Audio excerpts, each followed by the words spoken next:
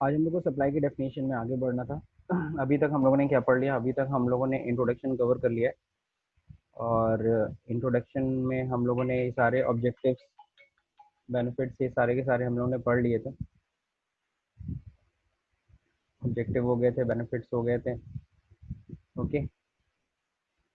ये भी चीज़ हो गई थी, supply of goods and services, ये सब चीज़ें कंप्लीट हो गई थी। हम लोग levy and collection of taxes पढ़ रहे थे।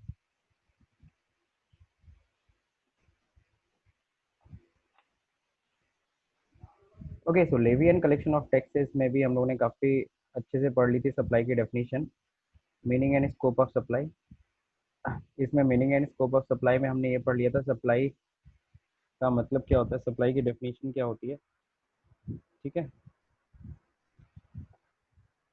सप्लाई में दे रहा हुआ है कि सप्लाई इंक्लूड, सप्लाई में क्या क्या चीज़ें आती हैं, all form of supply of goods और सर्विसेज और बोथ, इंक्लूडिंग, इसमें क्या क्या सच है, सेल्स आ गया, ट्रांसफ़र आ गया, बार्टर आ गया, एक्सचेंज आ गया, लाइसेंस आ गया, rental, lease, disposal, made or agree to be made for a consideration by a person in the course or furtherance of business, है ना। यहाँ पे कंसिडरेशन का मतलब किससे है? मनी से है, या अदरवाइज कोई और सामान हो सकता है। कोर्स का मतलब यहाँ पे रनिंग बिजनेस से है, और फर्दरेंस का मतलब फॉर डेवलपमेंट ऑफ बिजनेस और कैरिंग आउट न्यू एक्टिविटीज। तो ये हम लोग ने कवर कर लिया था, प्लस हम लोग ने ये एक छोटा सा एक्सरसाइज भी किया था इस पे। अब हम लोग को सर रिकॉर्डिंग ऑन कर दीजिए।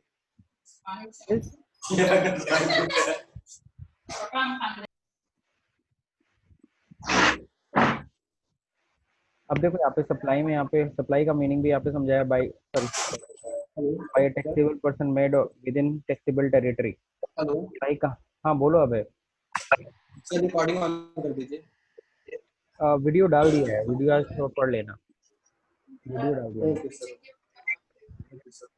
By taxable person made or agree to be made पर विद इन टैक्सेबल टेरिटरी, तो जो टैक्सेबल पर्सन द्वारा किया गया हो, और जो ध्यान रहे टेरिटरी, टैक्सेबल टेरिटरी के अंदर होना चाहिए। टैक्सेबल टेरिटरी मतलब भारत अगर है तो भारत के, भाई जाहिर सी बात है, अगर जीएसटी लॉ भारत में बना है तो भारत के टेरिटरी में ही लागू होता है ना।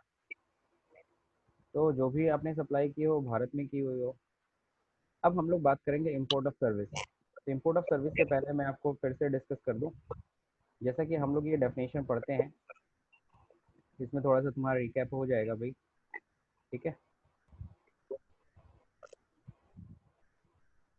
यहाँ पे मैं एक्सेल पे मैं थोड़ा सिखा देता हूँ आप लोग को।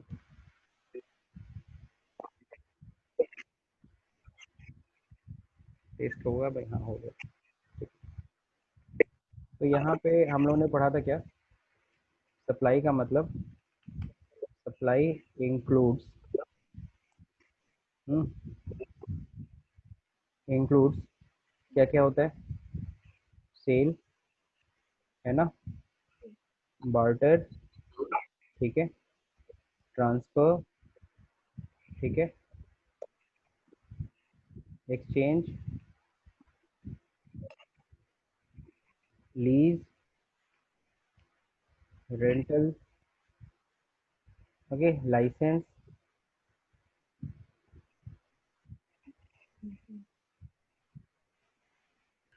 लाइसेंस एंड डिस्पोजल, है ना, लाइसेंस एंड डिस्पोजल। ये फर्स्ट डेफिनेशन की पहली लाइन है, ये फर्स्ट पॉइंट हम लोग इसको कहते हैं। सेकेंड पॉइंट क्या कहता है? सेकेंड पॉइंट है मेड और एग्रीड, IED होगा, डबल ई, टू बी, हाँ made for a consideration by a person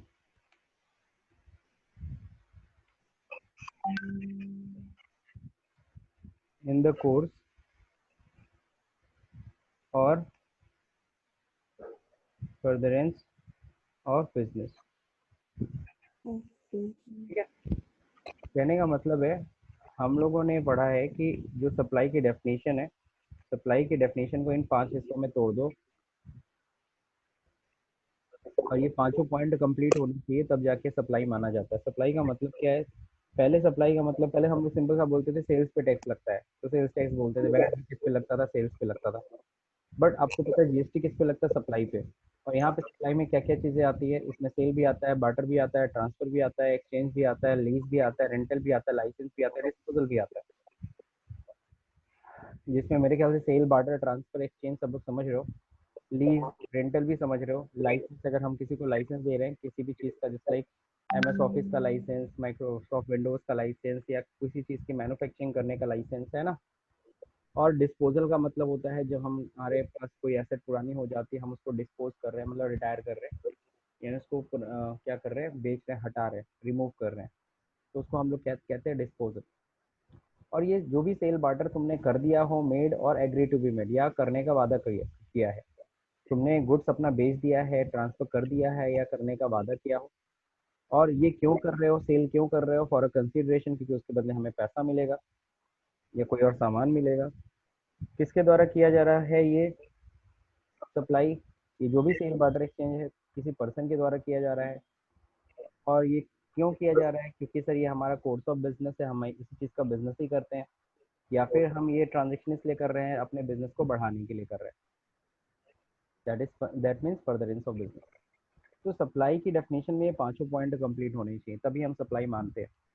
अगर इसमें से एक पॉइंट भी मिस हो जाता है, यानी कि मान लो सप्लाई, सेल, बार्टर एक्सचेंज जो भी कर रहे हो, made or agree to made है, बट विदाउट कंसिडरेशन है, बाय अ पर्सन है, बट मैंने विदाउट कंसिडरेशन अगर एक पॉइंट भी मिस हुआ तो सप्लाई की डेफिनेशन कंप्लीट नहीं होगी, यानी वो सप्लाई नहीं माना जाए। या फिर आप सप्लाई कर रहे हो, made or agree to be made है, फॉर अ कंसिडरेशन है, बाय अ पर्सन है, लेकिन वो आपके बिजनेस का पार्ट नहीं है, तो अगेन सप्लाई नहीं माना जाए। ठीक है। जैसे एक छोटा सा एग्जांपल, मैं आपको छोटा सा एग्जांपल देता हूँ। जैसे आप अपने घर का कूड़ा बेच देते हो। अगर आप अपने घर का कूड़ा बेच रहे हो, आप इकट्ठा कर लेते हो, एक महीने में कूड़ा आया, फिर आपने बंगार वाले को बेच दिया, तो ठीक है, आपने सप्लाई किया, आपने सेल किया, made or agree to be made किया, फॉर अ कंसिडरेशन, उसके बदले पैसा मिलेगा। भाई ये पर्सन, आप लोग पर्सन ही हो जो आप लोगों ने किया है, लेकिन ये आपके बिजनेस का पार्ट नहीं है, आप ये बिजनेस नहीं करते हो ना कूड़े का, तो इसलिए इसको सप्लाई नहीं माना जाता है। लेकिन जो बंगार वाला है वो उसको खरीद के बेचेगा या जो भी करेगा, बंगार वाले के लिए तो यही काम है उसका रेगुलर, तो वो तो इन द कोर्स ऑफ और फर्दरेंस ऑफ बिजनेस में आता है उसके, तो इसलिए उस केस में उसके लिए क्या है? उसके लिए सप्लाई है, हमारे लिए तो सप्लाई नहीं माना जाएगा। समझ में आया सब लोग को? तो ये जो मैं बार बार मैं आप लोग को फोकस कर रहा हूँ, इस बात का ध्यान रखिएगा कि सप्लाई की डेफिनेशन में ये पांचों पॉइंट का कंप्लीट होना जरूरी है। ठीक है। ये कौन कहता है? ये जीएसटी लॉ कहता हेलो है। सर। हाँ बोलिए अब। सर ऐसा मतलब अगर ये जैसे सेल ट्रांसफर और बार्टर जो ये जो भी है, मतलब अगर इसमें से कोई भी कंप्लीट रहा तो क्या क्या उसको सप्लाई नहीं मानेंगे? नहीं, सब सप्लाई तो माने, हाँ मान लीजिए आपने सेल किया, बार्टर किया, बाकी ये सब पॉइंट नहीं कंप्लीट है तो काहे का, फिर वो सप्लाई नहीं माना जाता है। सप्लाई की डेफिनेशन है बेसिकली, ये पूरी डेफिनेशन एक है, मैंने इस पूरी एक डेफिनेशन को अलग अलग तोड़ दिया है बस। Yes sir.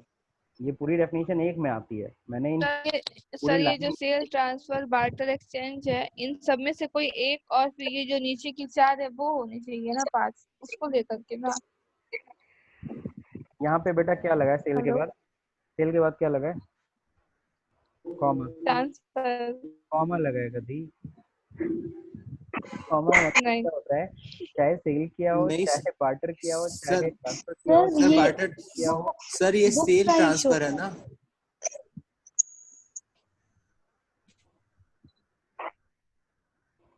क्या है? सर बुक में शायद गड़बड़ है कुछ। हाँ तो बुक पे मत ध्यान दो, यहाँ पे जो सामने पढ़ा रहा हूँ उस पर ध्यान दो। यहाँ क्या लिखा है? मैं एक बार फिर सर बुक से ही तो हाईलाइट। आ रही है। सर सामने बुक तो बुक बुक देख ही रहे हो? ओपन हुआ है ना? अच्छा। सर अब ये बुक भी हम लोग की ऐसी यस सर, ठीक है, अब तो एक्सेल यहाँ की पे फाइल रखो। लिखी है। हाँ, अभी को आई है। अभी को आइए। ठीक है। यहाँ पे क्या है? फर्स्ट नंबर पे सप्लाई इंक्लूड सेल, या फिर कह लो बार्टर, या फिर कह लो ट्रांसफर, एक्सचेंज, लीज, लाइंस में से कोई भी चीज एक करो, कुछ भी करो। जैसे कई लोग कहते हैं ना हम सेल कर रहे हैं, कई लोग कहते हैं नहीं हम सेल नहीं कर रहे, हम तो ट्रांसफर कर रहे हैं। कई लोग कहते नहीं नहीं हम ट्रांसफर नहीं कर रहे, हम तो बार्टर कर रहे हैं। कई लोग कहते नहीं हम बार्टर नहीं, हम एक्सचेंज कर रहे हैं। कई लोग कहते हैं हम लीज कर रहे हैं। कई लोग कहते हैं हम रेंटल कर रहे हैं। कई लोग कहते हैं हम लाइसेंस कर रहे हैं। आप चाहे कुछ भी कर रहे हो इसमें से, इन सभी में से कुछ भी कर रहे हो, वो made or agree to be made होना चाहिए, है ना। मतलब आपने ये सारी इसमें से कोई भी एक चीज कर दी हो या करने का वादा किया हो, ट्रांसफर कर दिया हो या करने का वादा किया हो। For a consideration, for a consideration मतलब उसके बदले में आप कुछ ना कुछ ले रहे हो। जैसे सेल करोगे तो पैसा लोगे, बार्टर करोगे तो उसके बदले कोई सामान लोगे, ट्रांसफर करोगे तो ट्रांसफर क्यों कर रहे हो, उसका भी तो कोई मायने होगा ना कि ट्रांसफर करोगे फिर कल को फिर हमें पैसा मिलेगा। एक्सचेंज कर रहे हो, क्यों कर रहे हो, लीज रेंटल सब पैसे से कर रहे हो ना। तो फॉर अ कंसिडरेशन तो है ना, उसके बदले कुछ तो ले रहे हो सामने वाले से। और जो भी आप कर रहे हो, सेल बार्टर एक्सचेंज जो भी कर रहे हो, आप भी एक पर्सन हो, सामने वाला भी एक पर्सन है। और क्यों कर रहे हो, क्योंकि आपका बिजनेस है, इन the course of furtherance of business है। अब समझ में आ गया।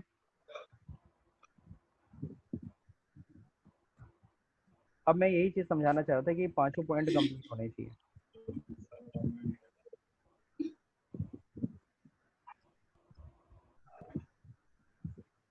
Surabhi, yes sir. अच्छा मुझे लगा था कि तुम लोग एक्सेल की फाइल देख रहे हो, मुझे नहीं पता था कि तुम लोग बुक दिख रहा है। ठीक है ना, तो सॉरी हमको फॉर सर लग दैट। आगे बोल देखो, रहे हैं ये लेकिन बात तो अब सबको समझ में आ गई ना। सर हो गया, क्लियर हो गया। अब क्लियर हो यस गया। सर। वो कॉमा है एक्चुअली, उसमें वहाँ पे नहीं दिख यस रहा सर, था क्लियर। थ्योरी में, यहाँ पे कॉमा है कि इसमें से कोई भी एक चीज करो, मेड यस और sir. Agree to be made हो, फॉर अ कंसिडरेशन हो, बाय अ पर्सन हो, in the course or furtherance of business हो, तो उसे हम सप्लाई मानेंगे। फिर मैं क्या बोल रहा था, इसमें से कोई भी एक पॉइंट मिस हो जाए, यानी चौथा पॉइंट मिस कर दो या फिफ्थ पॉइंट मिस कर दो या कोई भी पॉइंट मिस कर दो, अगर एक भी पॉइंट मिसिंग है तो आप सप्लाई की डेफिनेशन कंप्लीट नहीं करते, तो उसे सप्लाई नहीं माना जाएगा। ठीक, ये भी बात सबको समझ में आ गई। लेकिन अब कुछ एक्सेप्शन की बात करेंगे। Yes sir. अब किसकी बात करने वाले हम लोग, कुछ एक्सेप्शन की। एक्सेप्शन समझते हैं सब लोग, अपवाद। तो एक्सेप्शन में देखो क्या कह रहा है, एक्सेप्शन में कुछ ऐसी भी बातें कहेगा अभी कि अरे चलो ठीक है कोई नहीं, अगर एक पॉइंट नहीं भी हो तब भी हम सप्लाई मान लेंगे। यानी कि सोचो, पहले तो जीएसटी खुद कहता है कि ये पांचों पॉइंट कंप्लीट होने चाहिए तब जाके हम सप्लाई मानेंगे, फिर अपनी ही बात को थोड़ा सा मुकर जाता है। चलिए देखते हैं कौन कौन से केसेस में।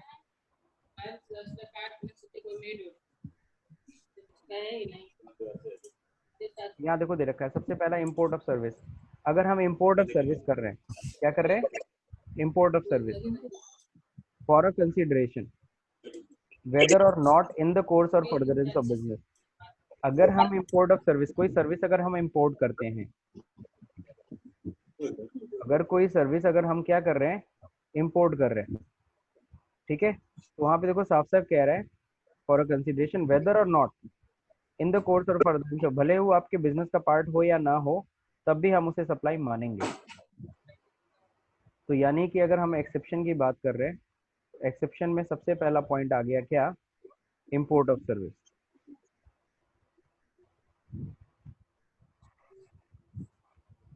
तो इंपोर्ट ऑफ सर्विस क्या कहता है, इंपोर्ट ऑफ सर्विस के केस में अगर जो फिफ्थ पॉइंट है ना, वो अगर मिसिंग भी होगा ना,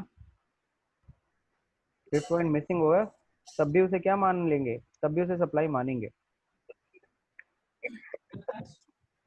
बात समझे कि नहीं समझे।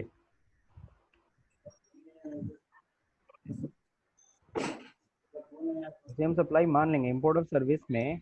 अगर हम इंपोर्ट सर्विस कर रहे हैं, मान लो मैंने माइक्रोसॉफ्ट से ही कोई मान लो एमएस ऑफिस का सॉफ्टवेयर लिया, अब मान लो मैं ये अपने पर्सनल यूज़ के लिए कर रहा हूँ, लेकिन और मेरा कोई मतलब इस तरीके से कोई बिजनेस उसका यूज़ नहीं है, मैं इंपोर्ट ऑफ सर्विस कर रहा हूँ, यानी सर्विस ले रहा हूँ माइक्रोसॉफ्ट से, और मैं उसको कुछ भी अगर पेमेंट कर रहा हूँ, भले इन द कोर्स ऑफ बिजनेस नहीं है, मेरे बिजनेस का ये पार्ट सेट आ नहीं है, जाए तो उसमें बिजनेस को रहेगा ना बढ़ाने के लिए नहीं डिस्प्ले कर रहा वाला। हूँ, तब पर भी वो सप्लाई मान ली जाएगी। हाँ तो स्पेस क्या हो स्पेस गया, सैनिटाइजर होना चाहिए ना। अरे इसमें वो लगा दीजिए ना काट के ढक्कन। सब मोबाइल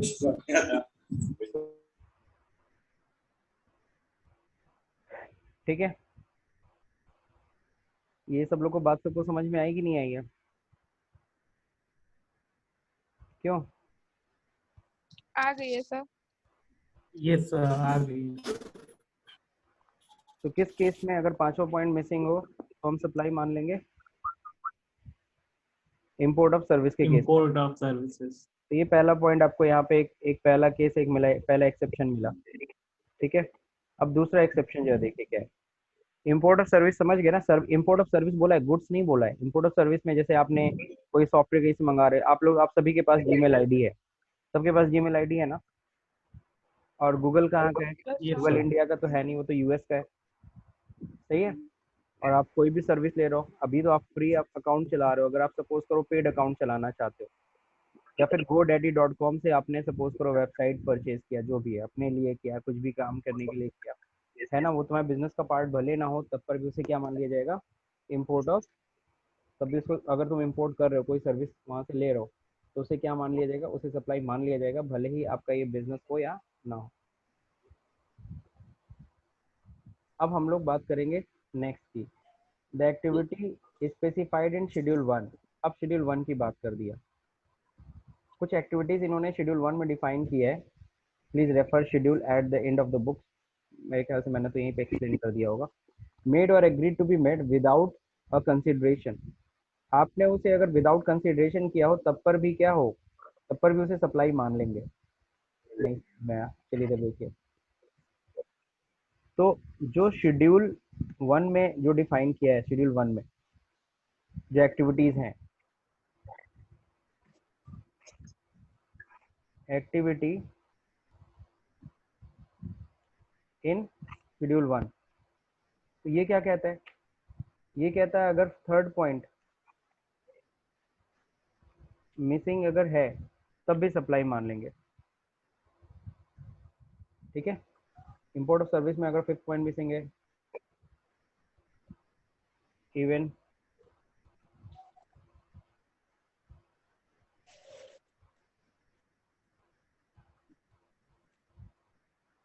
इवन में लिखने की कोई जरूरत नहीं, छोड़ो। इंपोर्ट ऑफ सर्विस के केस में फिफ्थ पॉइंट मिसिंग हो, तब भी हम सप्लाई मान लेते हैं। एक्टिविटी इन शेड्यूल 1, शेड्यूल 1 में जितनी एक्टिविटीज डिफाइन की गई, अगर वो विदाउट कंसिडरेशन है, यानी कि फॉर कंसिडरेशन नहीं भी है, तब पर भी उसे सप्लाई मान लिया जाए, ठीक है। ये अपवाद है। अब एक्टिविटीज जरा देखते हैं कि शेड्यूल 1 में कौन कौन सी एक्टिविटीज हैं। तो शेड्यूल 1 आज हम लोग को पढ़ना है। अच्छा नहीं, शेड्यूल 1 यहाँ पे नहीं दिया है, इसमें एंड ऑफ द बुक है क्या? हाँ, एंड ऑफ द बुक ही है। तो हम लोग बात करेंगे शेड्यूल 1। ये 3 शेड्यूल जीएसटी लॉ में डिफाइन किए गए हैं, जो बहुत ज़रूरी है पढ़ना। बिना इसको पढ़े हम सप्लाई की डेफिनेशन नहीं समझ सकते हैं। तो शेड्यूल 1 में देखो क्या क्या चीज़ें दी गई हैं। Activities to be treated as supply even if made without consideration.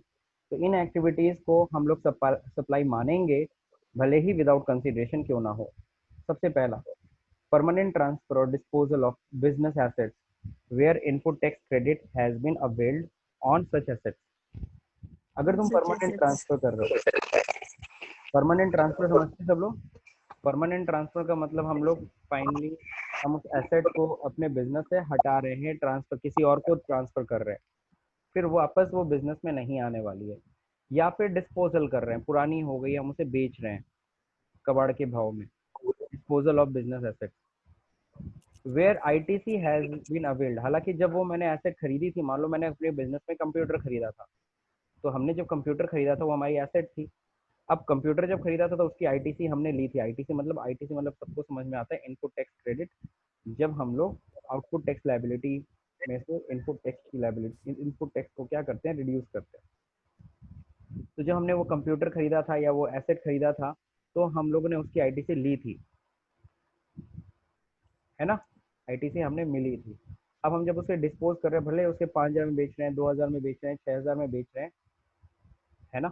और permanent transfer in the sense, suppose करो मैंने अपने फ्रेंड को दे दिया, क्या ले जाओ तुम, कोई टेंशन नहीं, मेरे को नया खरीदना ही था, पुराना है, कबाड़ के भाव की जगह तुम ही लेते जाओ। या फिर मैंने उसे अपने घर पे भेज दिया कि ऑफिस अब यहाँ पे तो ये पुराना हो चुका है, चलो इसको घर लेते चलते हैं, परमानेंट ट्रांसफर कर देना है। तो अगर हम ऐसा कुछ भी अगर कर रहे हैं परमानेंट ट्रांसफर, और उसके बदले एक पैसा नहीं आ रहा है बिजनेस में, वो सीधे जो बिजनेस ओनर है उसके घर पे चला जा रहा है, लेकिन उसके बदले 1 रुपया भी नहीं आ रहा बिजनेस में। तो विदाउट कंसिडरेशन है। अगर विदाउट कंसिडरेशन है तब पर भी वो सप्लाई मानी जाएगी। तो सवाल उठता है सर सप्लाई की वैल्यू क्या मानी जाएगी जब एक पैसा आ नहीं रहा है? तो डेप्रिसिएटेड वैल्यू निकालिए। डेप्रिसिएटेड वैल्यू निकालिए। डेप्रिसिएटेड वैल्यू की अगर 5,000 रुपये है उस कंप्यूटर की, तो 5,000 रुपये सप्लाई मान ली जाएगी, भले ही विदाउट कंसिडरेशन है। ये बात सबको समझ में आ गई सुरभि? हेलो। यस तो सर सर। इसमें लॉस नहीं होगा? हाँ पूछो पूछो। हाँ क्या बोल रहे थे? इसमें लॉस नहीं होगा? क्या लॉस होना है? अगर मेरे को मतलब बहुत करो डेप्रिसिएटेड तुम्हारे वैल्यू, तुम अपना डेप्रिसिएटेड वैल्यू हम लोग मान लेंगे। और क्या डेप्रिसिएट भाई उसकी रियल वैल्यू क्या होती है? किसी भी एसेट की रियल वैल्यू क्या मानी जाती है? डेप्रिसिएशन काटने के बाद जो वैल्यू आएगी उसी को ना उसकी एसेट की वैल्यू बोलोगे। जैसे मान लो तुम्हारी दुकान है, 2015 में तुमने एक नया कंप्यूटर खरीदा था। उस समय ड्यूल कोर यस चलता सर। था। अब 2020 में अब बहुत पुराना वो पीसी हो गया, अब नए नए सॉफ्टवेयर नहीं चला पा रहे हो। अब वो पीसी तुम क्या करोगे? तो मान लो 5 साल के बाद उसकी वैल्यू करीबन 4,000 रुपये होगी डेप्रिसिएशन काटने के बाद। 4,000 क्या, चलो 3,000 मान लेते हैं। तुम उसको क्या कहे छोड़ो, तुम क्या कहे, घर में तुम्हारा छोटा भाई है, हमने कहा चलो इस कंप्यूटर को अपने भाई को दे देते हैं और कंपनी के लिए हमें नया खरीदना ही था, नया खरीद लेते हैं। तो तुमने तो उसे परमानेंट ट्रांसफर कर दिया पुराने कंप्यूटर को। तुम अपने छोटे भाई से पैसे तो लोगे नहीं, या बिजनेस में उसके अगेंस्ट पैसा तो दोगे नहीं। तो जो 3,000 का यस कंप्यूटर जो सर। परमानेंट ट्रांसफर हुआ है, उस 3,000 को यस सर। सप्लाई मान लीजिए। हालांकि पैसा आया नहीं है, कोई कंसिडरेशन आया नहीं है, फिर भी 3,000 की सप्लाई मानी जाएगी। उस 3,000 पे आप जीएसटी कैलकुलेट करिए और गवर्नमेंट को पे करिए। तो वही हम पूछ रहे हैं, जब हमको उस पर कोई वैल्यू नहीं, जब उस पर कोई पैसा हमको नहीं मिला है, तो हम उस पर टैक्स भी दे रहे हैं, तो इसमें तो मेरा लॉस होगा ना। बिल्कुल, तो इसीलिए कहा गया ना कि अगर आप बेच रहे हो उसको परमानेंट अगर हटा रहे हो तो उसके बदले पैसा दिखाओ कितना जो आ रहा है। भाई बेचो, बेच के दिखाओ पैसा।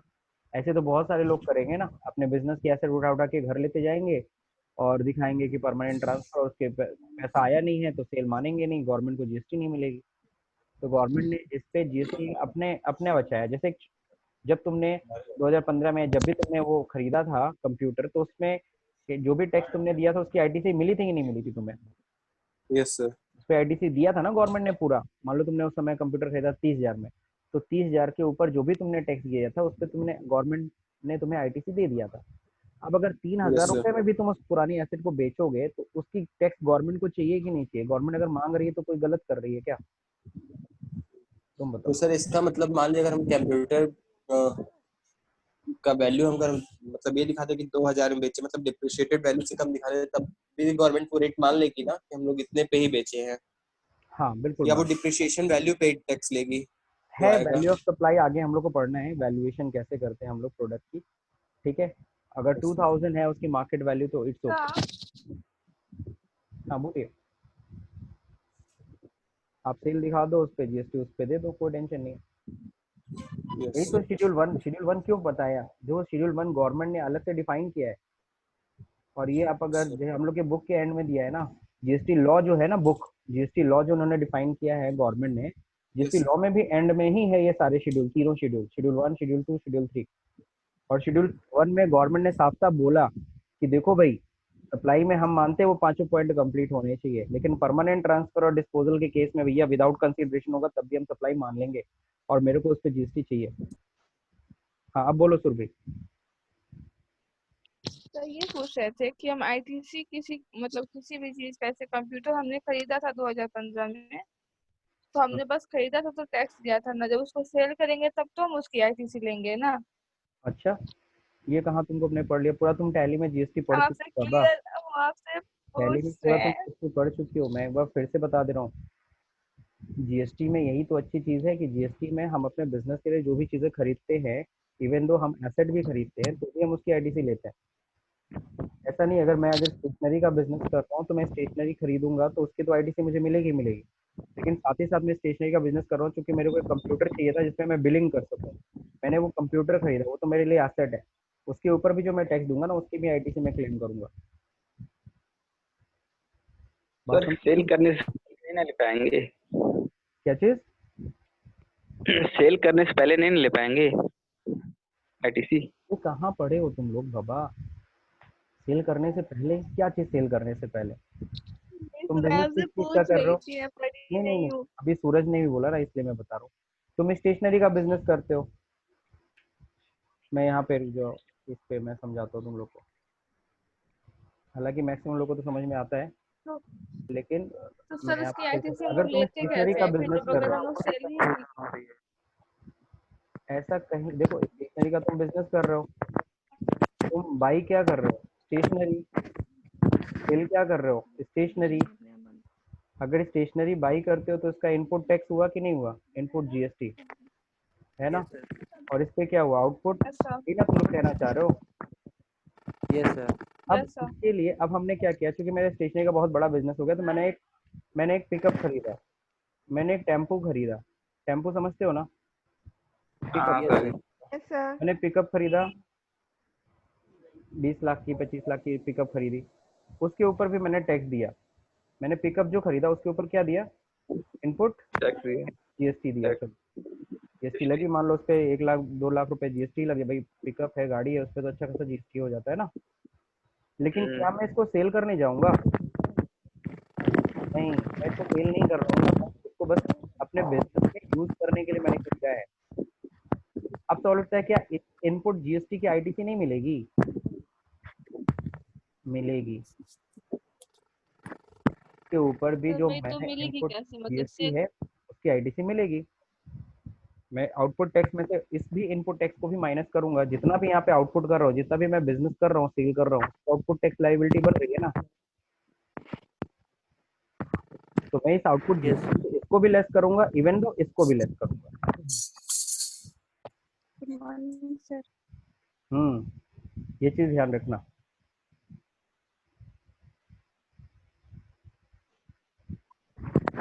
ठीक, कुछ क्वेश्चन है तो सर पूछो। मतलब इस केस में हमारा इनपुट तो ज्यादा हो जाएगा आउटपुट से। हाँ बिल्कुल सही है, अच्छी बात है। इनपुट टैक्स मेरा ज्यादा होगा तो मैं आउटपुट लाइबिलिटी में सब में नहीं दूंगा रिफंड, मतलब एक रिफंड वफंड नहीं बनेगा, बल्कि तब तो हम मतलब इसमें एसेट तो मैं और यहाँ ये पे दिखा गुड्स दे रहा को हूँ, मैं एक ही दिखा दे रहा हूँ, मानते अरे हैं। प्रैक्टिकल देख लो दादा, प्रैक्टिकल देखो।